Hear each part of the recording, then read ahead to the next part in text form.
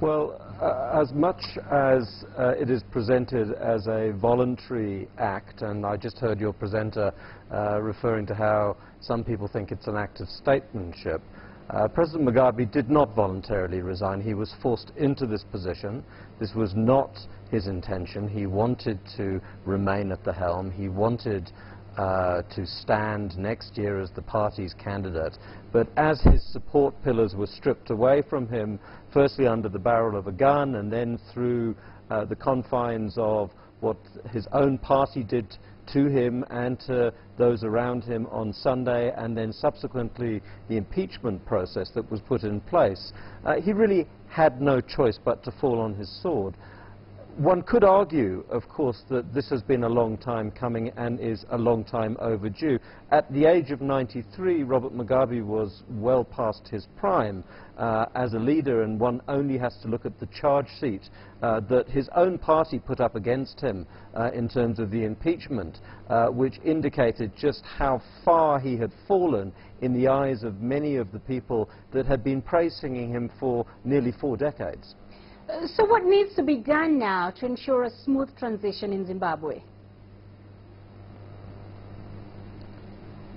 Well, I mean, you know, we're still operating in the land of speculation. As your report noted earlier, Emmerson Mnangagwa has returned. There's considerable speculation on what kind of administration he's going to put together in a new government after he has been sworn in, the extent to which and how it will bring in a disparate range of interests, firstly from within ZANU-PF, and, you know, the divisions remain within the party, and he has to look for how he's going to try and bridge those. But also whether or not he will look outside of the party or not. There's been a significant call from a number of areas that he should be magnanimous, should look for some kind of inclusive government, some kind of inclusiveness.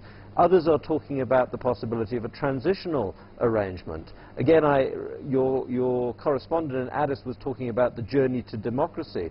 Well, what we've heard in the last week or so is an admission from, first of all, the Zimbabwe Defense Forces commander and from Emmerson Mnangagwa himself about the list of deficits that are on the table in relation to the democratic conditions in Zimbabwe, ironically echoing many of the calls that have been made by opposition and civil society groups over the years, but have largely been ignored or denied. So, you know, much depends on who he puts around the table and what kind of policy program he's going to lay out. This is going to really help determine whether there is a transition that is merely a change of guard within ZANU-PF, or whether this really is a transition that sets a new course for Zimbabwe's politics. Right, and we know Zimbabweans face several challenges, from unemployment to poverty. Those aren't going to go away anytime soon. So what should Zimbabwe's new leadership be focused on to ensure long-term solutions? Yes, you hit on perhaps one of the most critical immediate problems at the moment, which is the state of the economy, which is in a really seriously negative state and on a downward trajectory. In fact, tomorrow, the budget for next year is meant to be put on the table for discussion. I'm not sure whether that will happen when the current Minister of Finance is apparently in detention. But the big problem, of course, is there is a huge liquidity crisis which relates to government overspending. Government has been unable to access funds despite its efforts to re-engage with the international financial institutions in what is known as the Lima strategy that was agreed by the government in late 2015, 2 years ago. There is a chance to resuscitate that, which will help hopefully Zimbabwe to repay the arrears on its debt and to start the process of accessing new lines of credit. But there's going to be some pain in that process in terms of the reform, or some of the reforms, and particularly around cuts in the civil service.